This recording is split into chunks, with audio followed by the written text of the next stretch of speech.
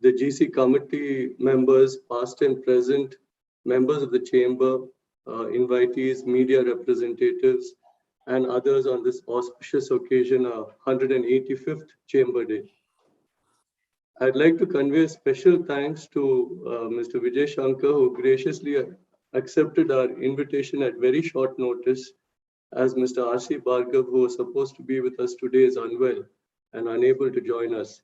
So thanks again, Vijay, and a very warm welcome to you from the Chamber. The Madras Chamber celebrates its 185th anniversary today. It was on the 29th of September, 1836, that the Chamber was started by 18 people. And this day is celebrated as Chamber Day for the last 185 years. So thanks. I'd like to thank the support and guidance of many leaders and members as we have continued to adapt to the changing requirements of trade and industry by being agile and proactive. The strength of the chamber is really that we have maintained the values and the ethos while at the same time remaining relevant to members and to the business community at large. Today we have about 600 plus direct members, which are large, medium, and small companies representing different business houses in Tamil Nadu. And there's a good number of associated and affiliated members as well. The chamber has taken many new initiatives in recent years, which you will see in a brief presentation following my speech. This particular year started with the pandemic and the national lockdown, with great uncertainty looming over us. The pandemic, which continues even today, impacted lives, livelihoods, and the economy. And while India recovered fairly quickly from the first wave, the second wave hit us hard, both in terms of lives and economic output. However, strategic lockdowns, vaccination drives have helped states curb the spread of the infection and given confidence to return to some degree of normalcy. While all this was happening, there are changing geopolitics and its implications for trade, notably related to China.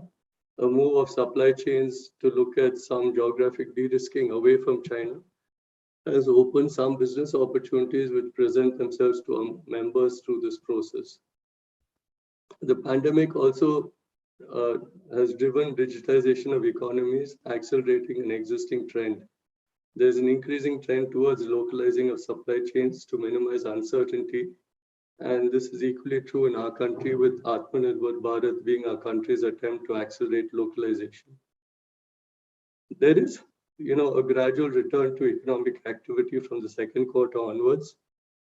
Although supply chain constraints affect some parts of business, the country's exports stood at $33 billion, which is 45% year on year. Consumer activity has also improved in the last few months. Higher bank credit last month is an indication that people are more willing to spend money in the coming quarters. So there's some silver lining in the mix, which leads to the optimism that you read about in the paper. There are also policy stands being taken the world over related to both the environment and specific technology adoptions. India will also have to take a stand on some of these matters, which alters business opportunities for industry. In the global arena, new regional partnerships are emerging. Recently at the Quad Summit in the US, where our Honorable PM participated, there were discussions for strengthening global strategic partnerships and taking forward collaboration on global issues. These are all trends that show that global dynamics are changing, and India, along with its partners, are moving towards innovation, experimentation, cooperation, which will be a template for the post-pandemic era. The most important characteristic for business to survive in this ever-changing world is resilience, and the types of challenges being faced on the demand, supply, technological and geopolitical fronts are unprecedented and evolving. We have today with us my friend, Mr. Vijay Shankar, Deputy Chairman, Sanmark Group, whose flagship company went for an IPO recently, to share the company's journey in the past, the present, and what he sees as opportunities for Indian industry in the post-pandemic world. Let me once again extend a hearty welcome to him and to all of you on this happy occasion of the Chamber's anniversary, and I seek your continued support in the years to come. Thank you. Thank you very much, Mr. President. As he said, the chamber has been celebrating its birthday, rain or shine, or should I say COVID or no COVID, on this day of year on year. Thanks for joining on this special occasion for the chamber. We will now have a brief flash presentation about the activities of the chamber, some of the highlights of the activities. I would request my colleague Swarna or Vasmati just to play that.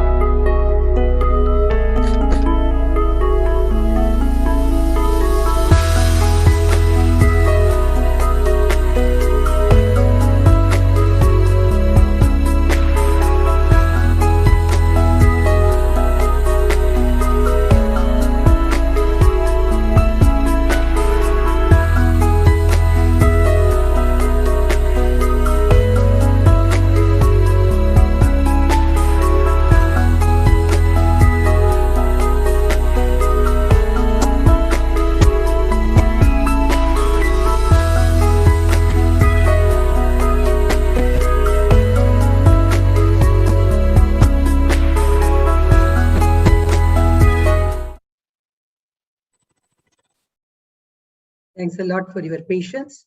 That's a long journey and we have miles to go further. With all your support, I'm sure we will do more and more. Thank you very much. We have a very special guest here today, Mr. Vijay Shankar and Sanmar Group, where integrity meets excellence as the tagline, is a multinational US 1 billion conglomerate which has their facilities not only in India, outside India as well.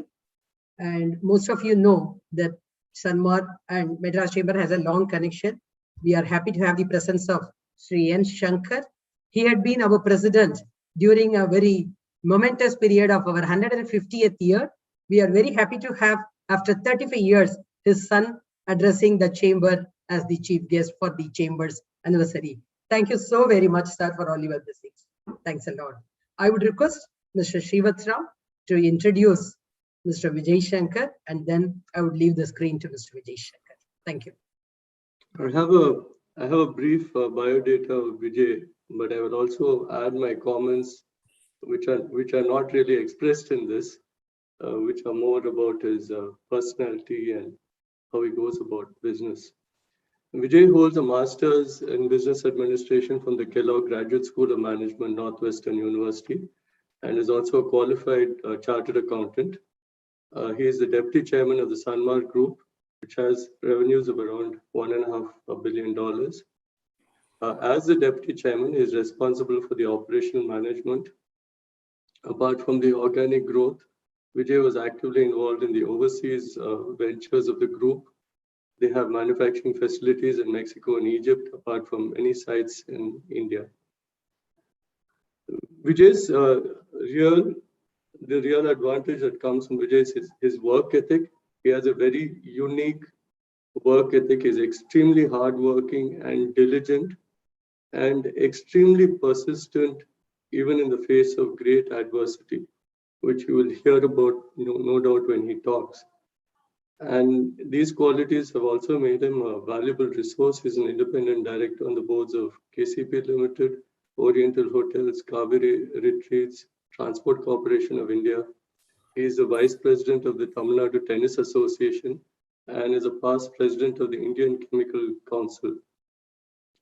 He is also the honorary consul general of Denmark in Chennai with southern jurisdictions. And really, I think, how do you manage a family business, taking it from where he received it, growing it, taking it through adversity, and then leading it through growth is what Vijay has done. With no further ado, I'd like to introduce my friend and our chief guest, Vijay Shankar. Vijay, over to you. Thank you, Srivats. Thank you for those kind words. As I said, I'd love to claim credit for a lot of the things that you've said, but I think it's a combined team effort from all of us at Sanmar. Mr. Shankar is there. I think all of us have done this together. So I think it's been a team effort. When I was, it's really a pleasure being asked to speak at the Madras Chamber of Commerce on its 150th Chamber Day celebrations. And I must thank Srivats for inviting me, even though, as he said, it was at very short notice. And when he asked me to fill in at very short notice, I didn't hesitate to say yes for a few reasons. First, it's obviously an honor filling in for an outstanding business leader like Mr. Bhargava. Second, when you're filling in with such short notice and filling in the shoes of somebody with such a tall stature like Mr. Bhargava, the expectations are always set much lower. So I'm sure the audience will grant me some leeway in judging my talk at the end of the day. Third, when a good friend like Srivats asks me to assist, it's very difficult to say no. And Srivats, you do owe me a dinner for this. I actually was supposed to travel today, and then I've got into preparation of this, so I decided to stay back and participate here. Fourth, I guess being in the company of so many people here, I can make out the names of so many people. I see the faces, familiar faces on the screen. It's obviously a pleasure seeing all of you, especially in the times of COVID. You get very little chance to see so many people, and seeing so many known faces after a long time is a pleasure. Finally, I would say most importantly, the Madras Chamber is an institution with not just a glorious legacy, but one with a very strong association, as Saraswati said, with the Sanmar Group and Mr. Shankar, our chairman, in many ways. I put together a brief presentation, and it's been obviously done at short notice, and I'll take you through it, and just give me a second while I bring it up on screen.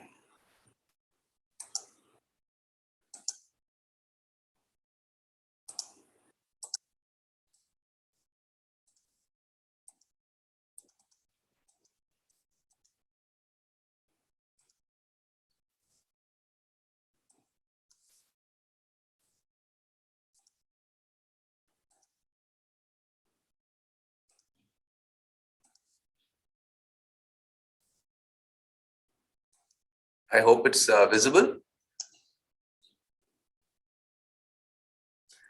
Okay. Yes, sir. Thanks. So first, as I said, so Madras Chamber, Sanmar, like Madras Chamber, I think Sanmar and Madras industrial history are intertwined in many ways. And, my grandfather and his father before him, I think, have been integral with the development of the industrial, landscape of the state, as has the chamber over the past, 185 years. And just as a bit of background, I'm sure many of you know, Mr. Shankar was the president of the chamber during its 150th year celebrations in 85-86. And then later on, he went on to represent the chamber and become the youngest president of ASSOCHAM as well.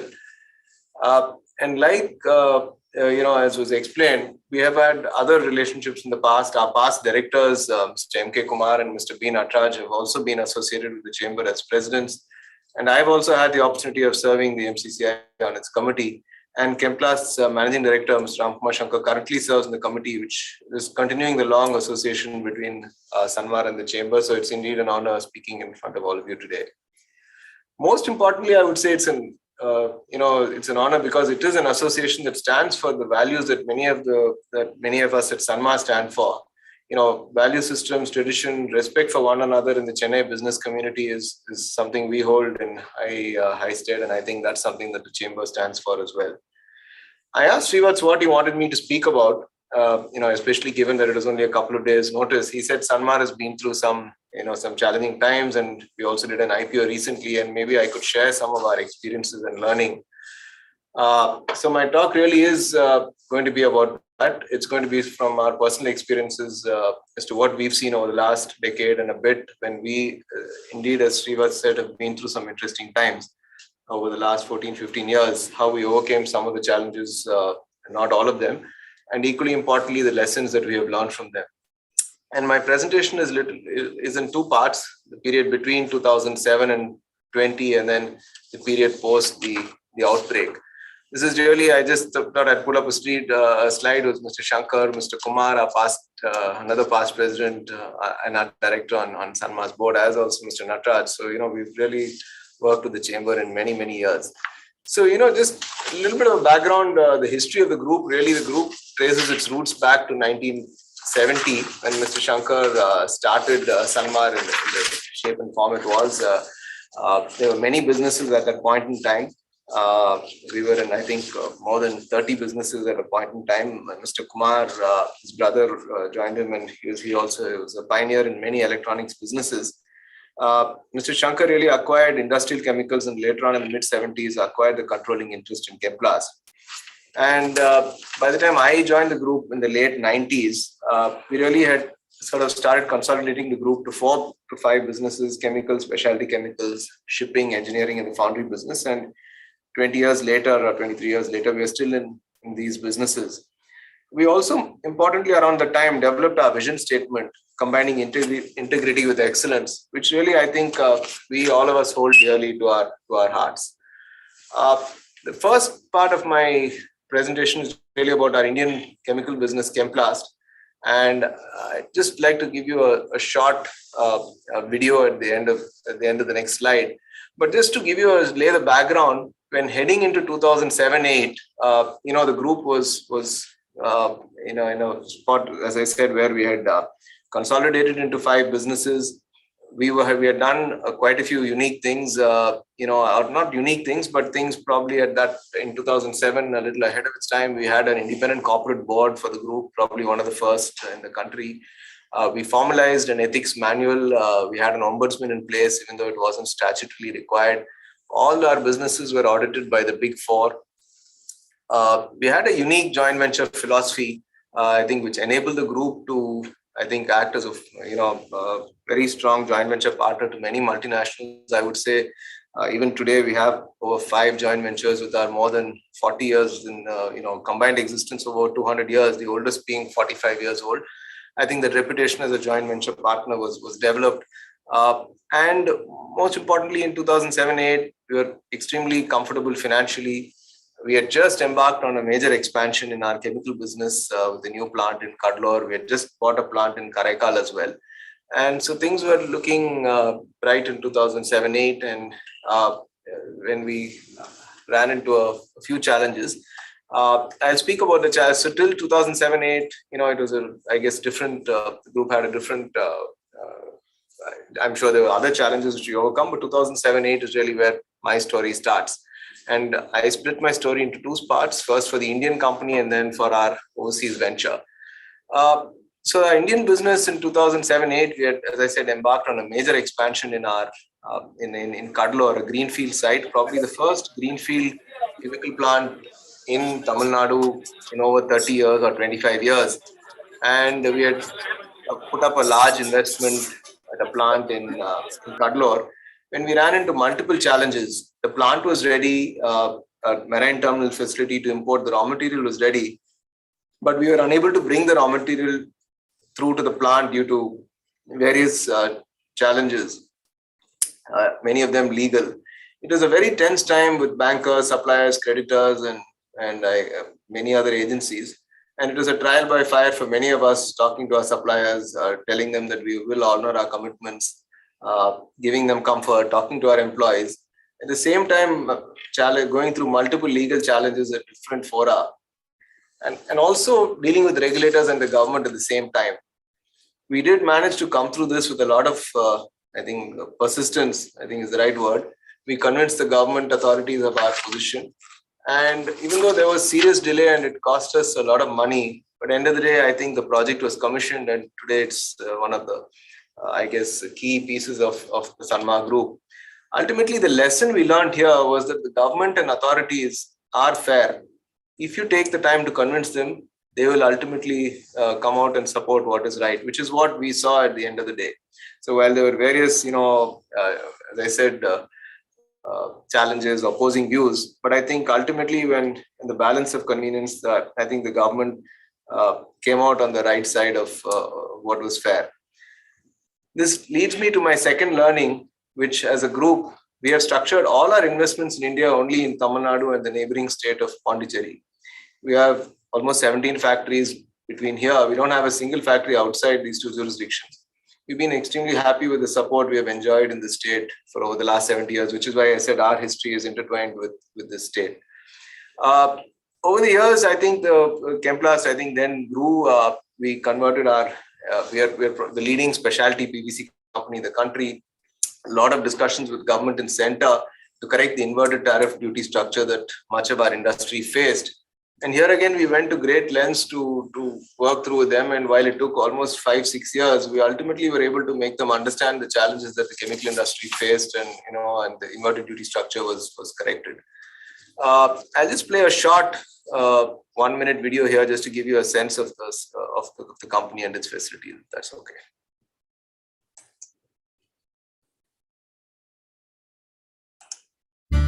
The Sanmar Group, headquartered in Chennai, India, is a diversified global conglomerate with interests that range from chemicals to castings, to engineering to shipping across multiple continents. Fairfax, the Canadian investor, has bought a stake in Sanmar's chemical businesses based on the eminent reputation of the group. Chemplast Sanmar is a highly integrated chemical manufacturer with manufacturing facilities in Mettur, Cuddalore, Karaikal, Vedaranyam, and Berige. The company is India's largest manufacturer of specialty PVC resin. Chemplast is a leading player in the custom manufacturing chemicals business. It is also one of South India's key producers of caustic soda, chloromethanes, and hydrogen peroxide. Chemplast Cuddalore Vinyls Limited is the second largest manufacturer of suspension PVC in the country. With over 5 decades of experience, the company has a culture of continuous cost and process improvements. It is one of the few companies in the country to have 2 dedicated marine terminals, both capable of handling refrigerated cargo. Extensive green belts are developed in all its plants. The company plays a leadership role in environmental practices in India. It is one of the first in the chemical industry in India to release an audited sustainability report, meeting the international GRI standards. Sanmar has long been involved in ensuring a better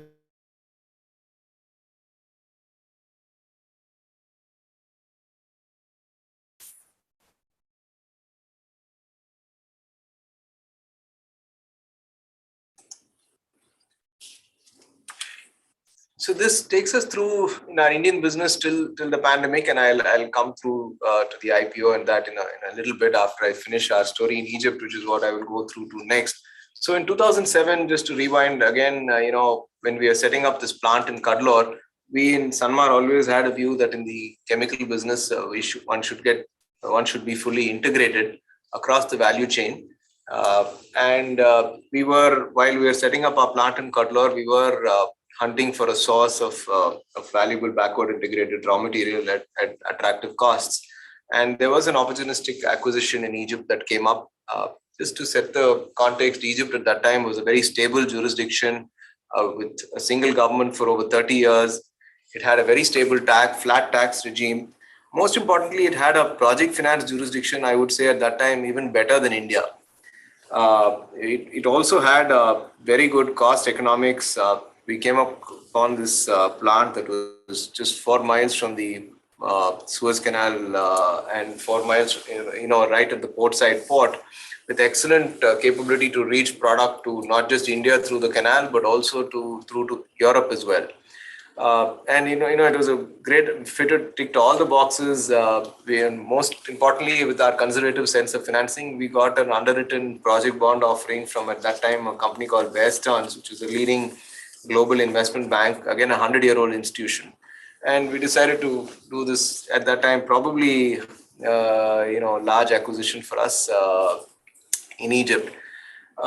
That's when, many of the troubles subsequently started, and I'll take you through what happened there. So the first thing that happened was, we did this acquisition through acquisition finance, which was supposed to be taken out through a project bond offering from Bear Stearns. Unfortunately, right after our acquisition, within a few months, the Lehman crisis unfolded. And as many of you probably know, Bear Stearns folded up, and the value of their underwritten project bond offering was worth nothing. So our entire funding was derailed, and we instead tried to revive it by going to the European project finance markets. Again, the global financial crisis was well nigh upon us, and that too was a challenge. So we, in 2009, then we went to our relationship banks in India in 2008-9 and closed what at that time was probably the first non-recourse overseas project finance, typical Western style project finance loan of over $600 million, or $580 million. And when that was done, as I said, we were hit with a series of not just one black swan event, but a series of black swans, a flock of black swans, as I call it. As soon as the project, the financing got done, we literally closed it. The day we had to repay our acquisition financing was when the project finance got done, and we managed to get this acquisition loan repaid. Soon after that, the Suez Canal, whose banks we were on, we were very close to them. They withdrew an approval to import our key raw material and export our semi-finished product, which we would wanted to take back to India. It was a gaseous raw material called VCM, and the import was another gaseous raw material called ethylene. So very similar to Cuddalore, at the same time, in 2009, we were left with the project with, like in Cuddalore, same situation. We were left with the project with the project ready, but no ability to import raw material. And again, it was a major challenge. So we quickly got to the drawing boards, reconfigured the project into something quite different, trying to make raw material on site. And for doing that, we had to spend more capex. So we decided to go in for an equity issuance. And we had tied up at that time almost $300 million equity raise through a bunch of international private equity people, including the Albright Fund, the Soros Fund, and an Egyptian private equity investor. And we're, I guess, a month before the financial close and disbursement when the Arab Spring hit us in end 2010, and the equity raise was stalled. And so we had to then bring in some interim financing solution. We had to bring in more money. And that situation continued for a few years. In fact, we had a new interesting situation in 2011 where there were tanks outside our plant for a brief period of time. We continued our equity raise efforts all the way through to 2013-14, almost 4 years, when everybody was happy with Sanmar as a sponsor and PV and our project, but were not happy with the jurisdiction of Egypt. That's when 2014 May, I guess, first, sign of light happened. We had Mr. Sisi was elected president in Egypt, same month as Mr. Modi in India, and I think things started brightening up. A little after that, we had Fairfax, which is leading Canadian investment company, come in and agree to do an investment at our holding company. So we had to dilute to really inject funds into our Egyptian project to keep it going, to really finish that phase 2 that we had to do. And Egypt slowly started turning around our project. We managed to complete in end 18, early 19. And we also managed at that stage, Fairfax had come in with debt, managed to get them to come in as an equity partner. I just got a short 30-second clip on Egypt to give you a sense of the project there.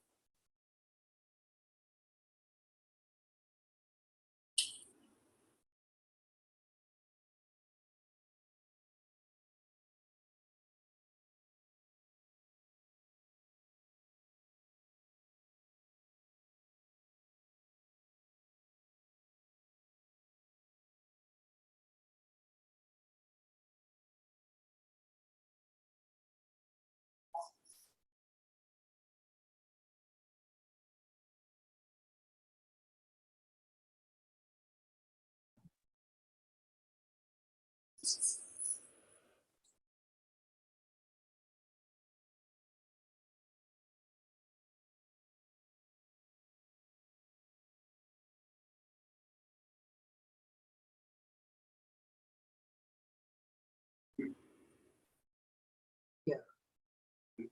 It's not playing.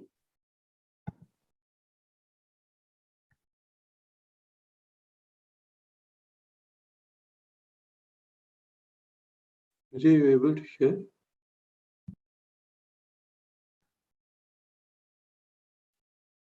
We are not able to see the video, Mr. Vijay.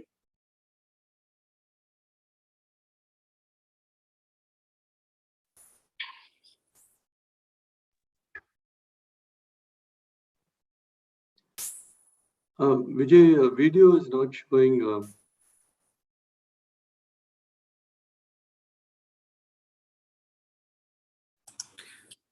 That was just to give you a very brief sense of our Egyptian project. So now the project is complete, and we're over much of the challenges there. Sorry, we couldn't see the video. Sorry, Mr. Vijay, the video was not playing actually. Maybe we have to replay. Sorry, my mistake. I'll just go back to that. Yeah, not at all. Thank you. Thank you. So apologies.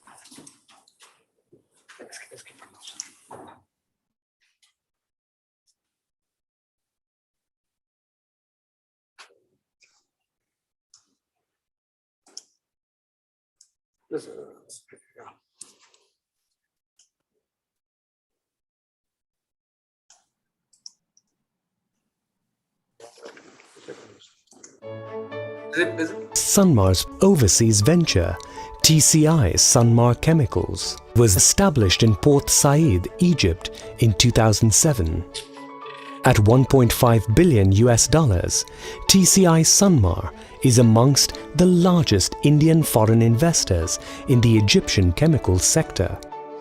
and the largest producer of PVC at 400,000 TPA, caustic soda at 275,000 TPA, and calcium chloride granules at 130,000 TPA.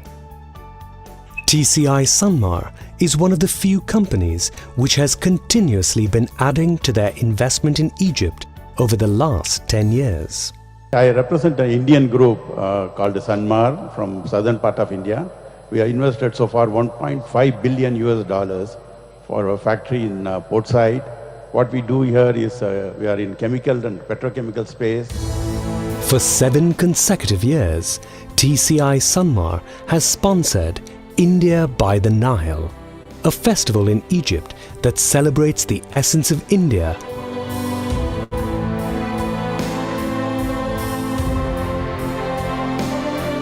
With its current expansion plans, Sanmar will become one of the top 5 global PVC players. Sanmar, where integrity meets excellence.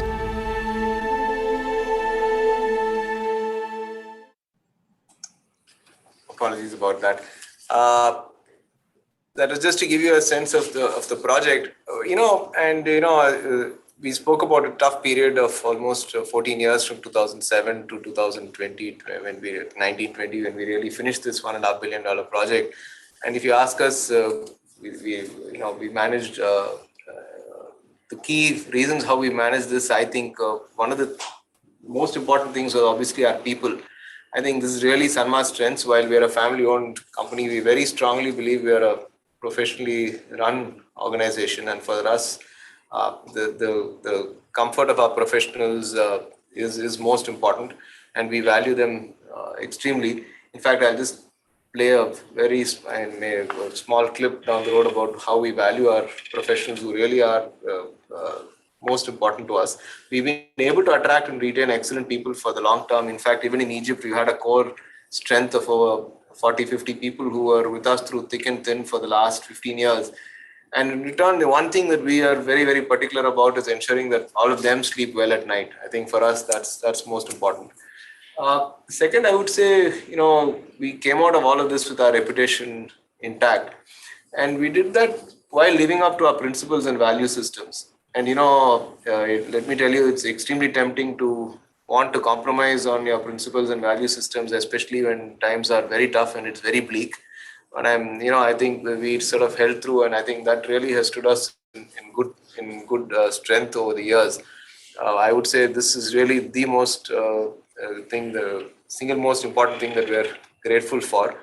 I'll just play. This is something that we play often, and I hope I'm able to.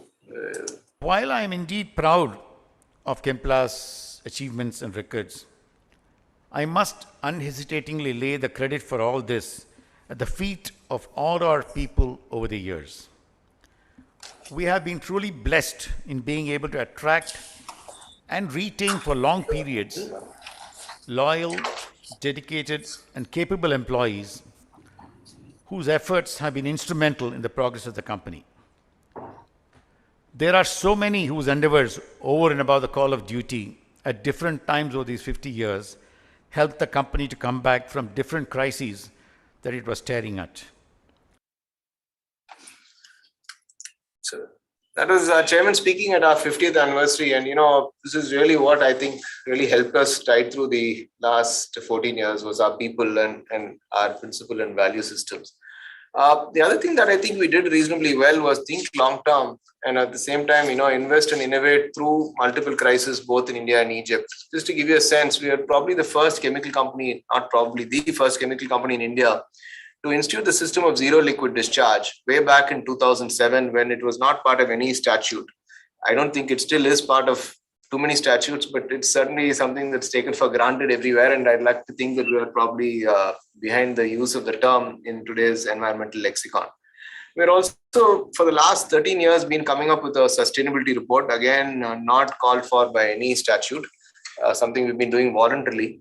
And I think, again, we are sort of ahead of the curve on this.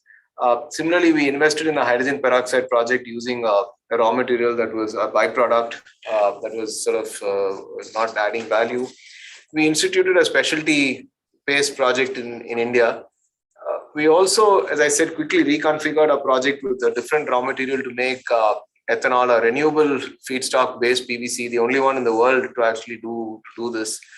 We're also, as I said, finished this $300 million phase 2 expansion on time and within cost in 2019, which really puts the Egyptian entity in a very good space, especially when the PVC industry now has globally turned around. We also, I think, focused on raising resources very quickly and were able to attract Fairfax as a partner. And, in our sense, Fairfax really came in only purely because of our reputation and nothing else. As I said, this ability of, not ability, I would know, that's a strong word. I think our willingness to look ahead in spite of these very challenging times, invest in people, invest in projects, invest in resources, and innovate really stood us in good stead. For example, we invested in what is called the SR Seshadri, one of our professional managing directors who passed away a few years ago. We instituted a training center in his honor, where every year we take 100 graduates and put them through, give them a 1-year training where they don't work, but they really just learn and then rotate amongst the different businesses of Sanmar. All of this was still 2020 March. We thought we had weathered a tough period. There were more challenges which I have not put in there in the interest of time. But then COVID hit. It was an extremely bleak period. All our factories, as it was for all of you, I'm sure, shut for the first time ever. But I think the twin pincer that we were caught in with was apart from the factories being shut and revenues coming to zero, was that our balance sheet was not in a great shape at that point in time. And not only that, our finished product prices dropped by 50%. We had high raw material inventory costs.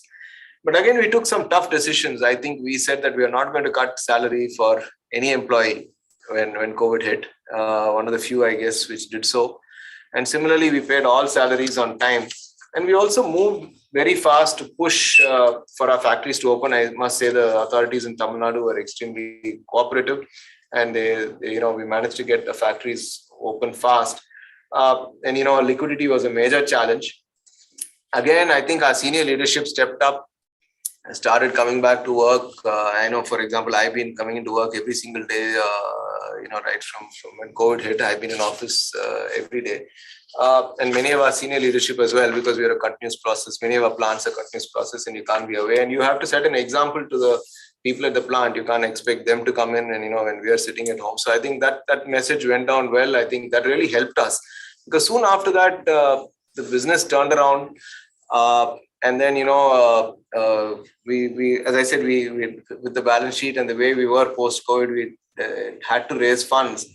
And we, as I said, had just gotten Fairfax to convert some of the, put in more equity in late 2019. And post the pandemic, we decided to go in for an IPO. And of course, we always had the bank support, which is a sign of trust and confidence in our group's business practices and integrity, which I think was utmost. And I would say the IPO succeeding as well was literally the same. Just to give you a sense, in the last 21 months, we managed to raise 6,000 crores in various shapes and forms, including this IPO, purely to deleverage. And I think we've managed to achieve most of that. It's probably one of the few instances in India where a company which was public at a point in time has gone back into the markets. And of course, we faced tough questions from the potential investors. But I think, as I said, what really stood us in good stead was our reputation and our integrity. People did their checking and they all came back extremely satisfied. So this was our IPO that we did. As I said, we had over 120 meetings. Fortunately, I think we didn't have to travel. Everything was on Zoom. But it's amazing how we managed to raise that quantity on a lighter note, entirely sitting in front of a desk without boarding the plane at all, even once.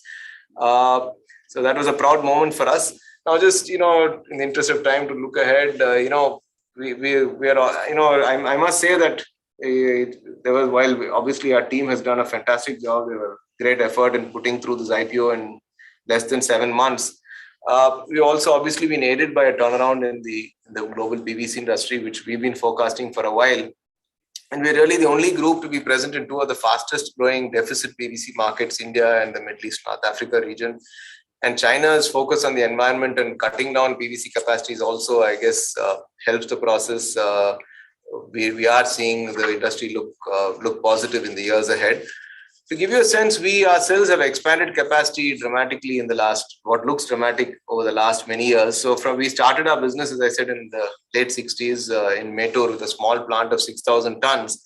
And even as early as 2007, when I started my story, before we commissioned Cuddalore, our capacity of PVC as a group was 64,000 tons. So, between 67 and 97, we had gone up from 6 to 64,000 tons, which is 10 times. And then between 97 and 2020, we've gone up from 64,000 to 760, close to 800,000 tons. So another further 12 times in 15 years. And hopefully in the next few years, we further will look to expand and grow, and we're well positioned to do that. Long term, I think, one of the things that we are having to learn to deal with even more volatility. And, you probably read Indra Nooyi's interview as well, and she speaks of, all leaders should do everything from a future back perspective where, you got to anticipate where the world is going. And I think the important thing she says is you can't make changes overnight. So whether it is the decarbonization or moving to carbon neutrality, I think, whether as a company or as a country being prepared for it, and then gradually making the changes rather than doing it overnight, I think is important. So it's certainly going to have an impact on all of us. And that's something that we're focusing on. We're, as I said, being extremely particular about sticking to our principles, which I think is really what has stood us in good stead over the last 55 years. As I said, we hope to cross the 100-year mark. I think that's something that we'd certainly look forward to. And doing that without compromising on principles, I think, is most important. And I think, as I said earlier, we've been extremely happy with our presence in the state. We've really not had any reason to look outside. And I think we'll continue, at least in the short run, to do that. We hope to, cross sales of over 11,000 crores this year. It's a big change. For the last 1 year, as I said, there's been a big turnaround. There's been a complete turnaround in the fortunes in both the balance sheet as well as the profits, as well as the sales of the group, but not just in one part of the business, but all over India and Egypt. Finally, to sort of conclude, I think, for us, ethics, integrity really have been the watchword that we've lived by over the last many years, especially during the tough times. And we had Mr. Deepak Parekh come in and speak at my grandfather's oration once, and he said that businesses that are built to last will value their reputation more than anything else. And I think this is something that we very strongly believe in. And I think, reputation, in our view, is a bit like a balloon. It takes a long time to blow it up and, keep it in good shape. But one small prick and, it all comes down. Very, very difficult to rebuild after that. So that's something that's really our key watchword, I think, has helped us, in the last 14, I guess, tough years. And even in the last 2 years post the pandemic. I think that's really all I had to share, and I'm happy to take any questions that the audience may have.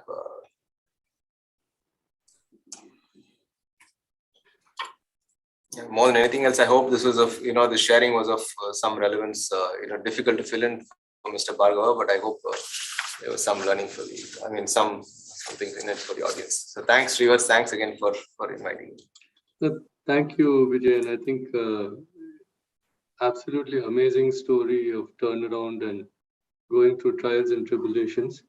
We will take questions. So those who would like to ask questions, if you could just enter the questions in the chat, we can then pick it off from there. Saraswati, do you want to start? Yeah, I think there is already a question. Let me just read it. Yeah, a question from Professor Sridhar to Mr. Vijay. How do you look in the challenges, patterns in Lehman crisis versus COVID? Is it management of turbulent times from the days of Mr. Peter Drucker still remains and will be always, Professor Sridhar? No, I think the Lehman crisis really was obviously Drucker was a man group, but the Lehman crisis was something that most of the pundits did not anticipate.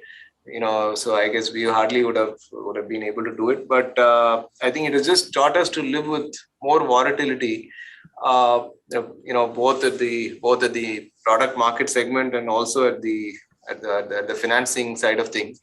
I think, unfortunately, at least for the first half of the 2010 to 15, we were caught in a particular, situation where in India, we are held to many Western standards. But I guess whether it's the regulatory system or the financing system or the environment hasn't really caught up with that. I think it is certainly catching up with that. We're seeing that in the last few years. So I think we're caught in that inflection point in between, which I think hurt not just us, but probably many businesses. I think that's really my comment. Mr. Inbaraj wants to know, he had said it's an inspiring journey. He wants to know what keeps you motivating at times of failures and pressures. I guess the legacy that we've had for 55 years, living up to all our commitments, whether it's to suppliers, employees, that certainly keeps us going, because that's a commitment we get, and we work very, very hard to living up to all our commitments. So that really is the reputation, living up to the reputation, living up to our commitments, wanting to honor our commitments is really what keeps us going. And the other question is, what is the trademark of Sanmar on handling IR issues? Yeah, so thank you for that question. So, that is something that is close to, I think Mr. Shankar and many other senior professionals in the group. I think we've, every I think business house or every industry has, every company has had a different way of dealing with IR issues. We've had our own, I guess, blueprint on how to do it. So I think one of the things we've focused on is a lot of the newer plants. We've tried to, move to a non-unionized setup. I don't know whether it's been entirely successful, but I think it's certainly paid some dividends. We've, I think, probably one of the few companies in the South which have had very few man-days lost due to IR issues. I would say over the last, ever since I've joined the group, I can think of very, very few man-days lost due to IR issues. That is something that we've, I think, done reasonably well.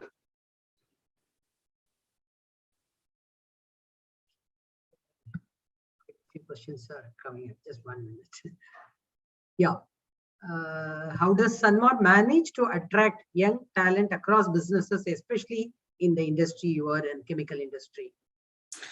I think that's a challenge, not just, I'm sure it's something not just we are facing, but others in all industries. As I said, one thing we've tried to do is, as I said, we've invested, it is not, it is quite a big spend of resources, both man and management and financial, in setting up this training institute that we've done.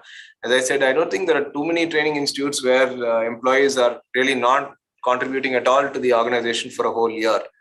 They're just learning, and obviously attrition, like in many other companies, for the first year with youngsters is high, but that is a cost that we have taken as part of that, and I think it earns us a lot of goodwill. People who pass through the SRSTI training centers, I think, are good ambassadors for us. So that's something that we've continued to invest in over the last many years.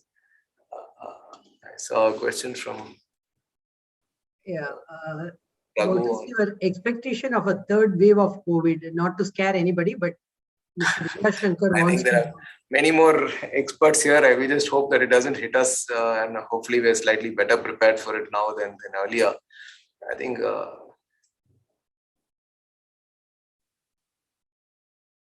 Sorry, there are a lot of which questions you want me to answer.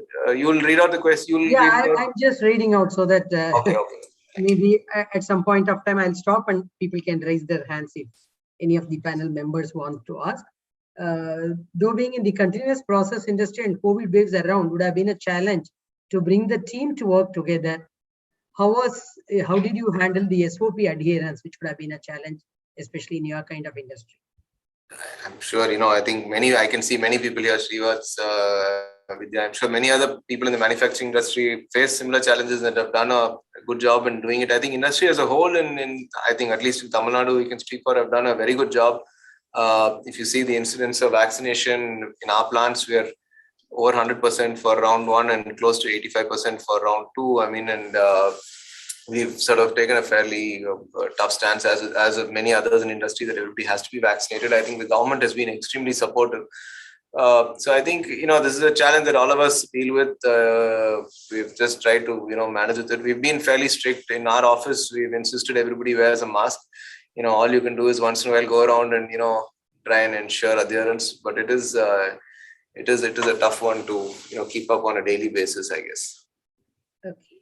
One of the delegates want to know, are there any reasons for not exploring your expansions in other states within the country? No, I think, firstly, I think, as I said, we are extremely happy with Tamil Nadu. I think it has been good to us, even though, it's like a marriage, a happy marriage. At times, there are challenges we've had. It's not that we've not had challenges, but I think on the whole, net, it's been a great place for us to put in all our investments. So whenever we look at expansion, we look at, even now we're looking at some expansions in our chemical businesses. The first port of call is our state. The industrial climate is great. They recognize industry. They know how to, the ecosystem for dealing with whether it's the regulator or the government for dealing with industry is quite high. We've got fantastic bureaucrats, and even though I think politics is reasonably insulated from this, as I said, the quality of labor available is high. I think it's been peaceful. I think there's really no reason to look at anything other than Tamil Nadu in our. Mr. Krishnan is asking, manufacturing in the recent past is generally associated with China. How do you manage to differentiate and grow?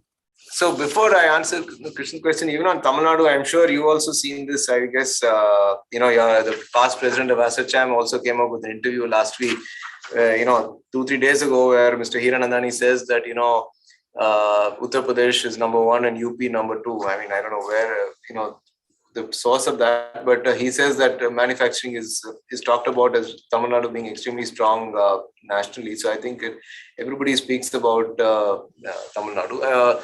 The question on China. So, manufacturing in China, I think there's a huge amount of change. I'm sure there are others here who know much more on this subject. But from our industry, what we see is that the most chemical, at least one of our industries, the chemical industry, the most people in China are opting for a China plus one strategy. They want a second source. China has clamped down very, very hard on pollution. And so their environmental standards have suddenly gone up 10x. They were extremely poor. Now they've become extremely vigilant. They've taken to even shutting down even many of the multinationals companies in China for very small reasons. Environmental reasons. They've suddenly, as even though as recent as 2 days ago, they put in a big power tax, their power surcharge in many of the provinces. There is a power shortage in the country. So there's certainly, I think, enough reason for everybody to look at India. So I think, I think it's a big opportunity for us. Mr. Raghu wants to know, your business must be facing the heat of climate change regulations, both in India and outside. How do you manage? So, yeah, that's an excellent question. And, Raghu, I think the important thing is, as I said, we are the first chemical company to actually move to zero liquid discharge. We are in terms of emission control, extremely high. We recognize that, as an industry, we are reasonably power intensive. So we're already taking steps to try and see, how fast we can get to net zero down the road. We are, as I said, in our Egyptian plant, the only PVC company in the world, I think, which makes PVC from completely renewable resources. So obviously thinking ahead of the curve on this is important. PVC by its very nature is one of the few polymers which itself is only 50% carbon based or 47% carbon based. And we are trying to see if even within that carbon molecule, we can make it renewable if possible. I think ultimately it is something that's going to take some time. And on the power side, we are trying to see if we can, move more and more towards a renewable source. So that is going to take some time. Climate change is obviously something that's going to impact not just us, but all of industry. And I think as Indranu said, I think it's better to face up to this gradually and not go through what we are seeing in Europe and China in the last 1 week, which is quite bizarre in many ways. Can we take another 1 or 2 questions, Vijay? I mean, is it okay? Of course. No, I'm okay. I mean, is it okay, Mr. Srivats? I find again. Yeah, I think we can take 2 more questions and then we can start. Okay. So one question from V. Sriram. How does Sanmar look at diversification versus core competence when it looks at potential business opportunities? So as I said, even for the last 25, close to 25 years, we've really, focused on these four areas. We think we've built up some strengths. Core competence also sometimes is probably a much abused term, especially now when you look at, our most valued company in the country is biggest example, fastest growing company is in a swath of sectors. So I think it's a difficult one to answer. Okay. The last question, probably it's apt to ask this question at the end. Ramki is asking, while navigating through the challenges of Egypt and Kadalur and the attendant financial strain, what did you turn to maintain your calm, belief, and confidence? It might have been quite lonely and scary at the top at times. I think, thank you, Ramki. I think, as I said, most important is, we have 5,000 employees here in Egypt who are dependent on us, not only them, their families, the ecosystem of suppliers, contract employees, it must run into 20, 30,000. And also, the bankers who have lent us money, the reputation of the group. I think all of this, keeps us going. It is a challenge. You just have to ride through it. And I think, it's presumptuous of me to say that it was done, individually at the top. It was an entire team effort. I think, as I said, we are very strongly a professionally managed company. We've got managing directors at all our businesses. We all work closely together. And the way they pulled through in the last 2 years has been fantastic, whether it's in India or in Egypt and in all our other businesses. And I think, all of them, I think, take the credit for this. And, I think in a different, the strains is working in a different geography are slightly different. But at the end of the day, they're all human beings. And, if you exhibit, to your question, if you exhibit nervousness at the top or amongst their senior leadership, then it's a problem. You certainly cannot afford to exhibit that, even at the times of extreme stress, as we've seen. And, Vidya also asked a question about seeing the group in the years to come. As I said, it is certainly a volatile situation. We've ridden through some challenges, and hopefully we'll. As I said, our target is to slowly, but surely go through to the 100-year mark. What shape or form we have to see, but as long as we work within our principles and work hard, I'm sure that we will, with God's wishes, succeed. You certainly need God's wishes and luck to get there. Thank you very much. Maybe one last question, if you don't mind, since I find it of interest for the work we are also doing. Staying ahead of the curve in the chemical industry requires continuous R&D. Where does Sanmar stand in this? I will close the question answers here. Yeah, so I think R&D takes different shapes of form, whether it's process R&D or innovative R&D for new product. To give you a sense, PVC, which is a product that we are in, is really 100 years old. We are the market leaders in specialty PVC in India with over 50% market share. We've got all our suppliers' products and their formulations are based on our PVC, so it's a lot of process R&D. We've also done a lot of unique things, including, as I said, the first chemical company. We retooled our entire raw material chain to make it based on renewable sources. Stood us in good stead in Egypt when our pipeline approval was pulled out. So I think, R&D takes different shapes and forms in the chemical industry. We are now expanding our focus on the specialty chemical business. So we are hiring more in our R&D business. And I'm sure that, so it varies sector to sector, industry to industry, even within the chemical chain. But certainly something that we see of, heightened, investment in the years ahead. Thank you so very much. I think it had been a fairly long Q&A. We had to stop here, probably for want of time. Before I invite Mr. T.R. Kesavan, Vice President, to propose the vote of thanks, let me request Mr. Srivatsa Ram to present a memento virtually. Unfortunately, we are still continuing to do that. Only the presentation is virtual, Mr. Vijay Shankar. Memento is real. We will send it across to you. Thank you. Thank you very much. Thank you so much, Vijay. Thank you for inviting me. Thank you for the opportunity. And all your colleagues at the committee as well. Thank you. Thank you so much. Can I request Mr. T.R. Kesavan to propose the vote of thanks, please?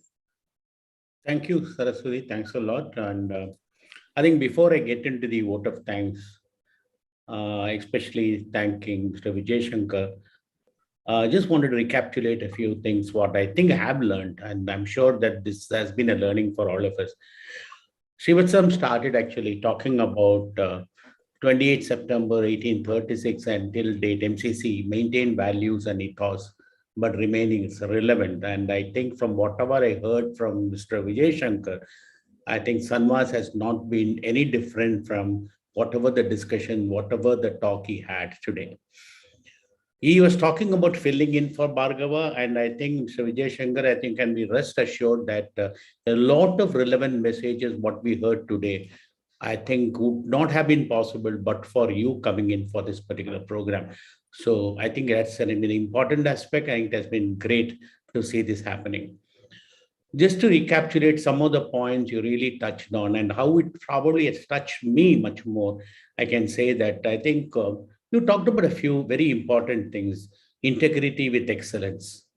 I think that is a very interesting concept because a lot of people think that excellence may not coincide with integrity. But I think integrity with excellence is an amazing concept. And I think that statement, what you made, makes a lot of sense to all of us. The other thing which really came and extremely strongly is that, I mean, something I believed in, but I think it came very strong when you talked about is, by and large, people are fair and it is important to convince them. I think this has been an interesting thought. I think I just wanted to share a small thought. It is very typically what once Duryodhana went to Krishna and asked him the same question, why the heck am I seeing everybody are all bad people that I'm seeing? So when Krishna told Yudhishthira, can you pull out one bad fellow and bring him to me? Yudhishthira came back and said, sir, I can only see good people. So this is exactly the relationship I think we have to have with everybody. What you see in good to others, they will probably give you back the same thing. I think your particular, that one statement that is important, people are fair, but it's important to convince them. I think it actually means a lot. And I know this is an area where a lot of people used to complain, and it's a great stuff. Sir, one more very important thing, black swans are not all that bad, because I think black swans are actually talked about high level of personal power and persistence.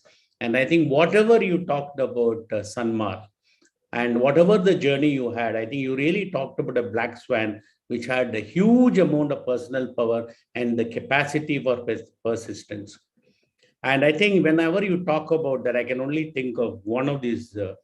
I mean, I know I really enjoyed doing this. Only I can do this in Tamil Nadu because I really enjoy talking about what happens in Tirukkural, which actually comes about Arumai Endru Varumai Endru Uravagum Vendum Perimai Muyarchi Tharum. That is, shun not what the task, because it is tough.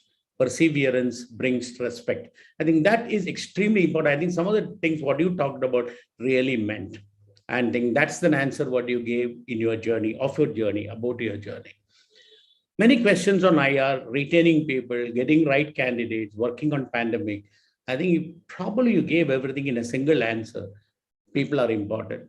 I think once you start treating people as important, I think all these things just falls into place. Sleeping well at night, I think, is extremely important for every one of us. And I think the best job what can give us satisfaction is you do your hard work, but you can still sleep absolutely peacefully. I think if that is what you are really trying to do, and I think it's absolutely great. And that's why I said a lot of new learnings, sir. It's very, very important. One thought which came in before I get into the word of thanks is, actually, I know that IOCL is putting up a new plan, and there has been a report saying that in India, catalysts are not made for the petrochemical industry, and it comes from Europe or Japan, and maybe now from China. I'll just leave this as a thought because they said that it's a very important aspect that India need to look at it. So I'm going to stop here, and it's been great having you here, Mr. Vijay Shankar, and I think we really enjoyed what you said today, what your experience has been today. And I also have to thank our President Srivatsram for opening us and creating and giving a little background about what MCCI has been. Obviously, all the representatives by national chambers and CCCC and representative from the consulates and trade offices who normally used to grace these occasions, government officials present. I can never forget all the past presidents who have been there to guide us and ensure us that we are in the right direction in the MCCI, keeping the present and also very relevant with the past. All the governing council members, chairman and co-chairman of all expert committees, expert committee members, and members of the chamber and all the invitees, and not the least to say the chamber secretariat, who I know during this pandemic has been extremely active, conducting a lot of meetings, a lot of conferences, and keeping our flag flying. And this obviously is reflected in our press through our friends in the press, and I thank them also. I can see Saraswati has come back online when I talked about secretariat. Thank you. Great. I think that's sort of my vote of thanks, and wonderful hearing you, Mr. Vijay Shankar. It is great. Thank you. Thank you so very much. We are sure, Mr. Vijay Shankar, your business is built to last. Thank you very much. I request everyone to be on mute and raise for the national anthem when we play that. Kindly ensure your audio, video, everything is on mute, please. I'll do that first.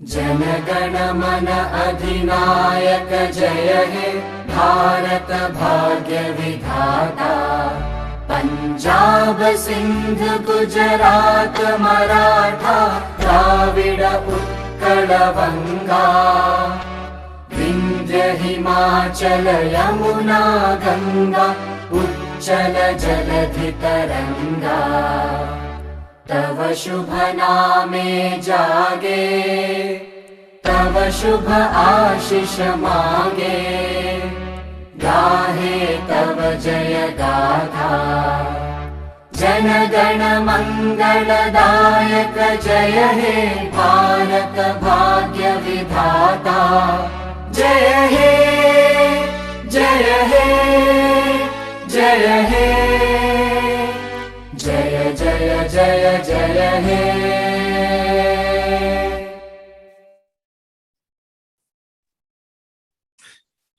Thanks everyone, and good evening to all of you.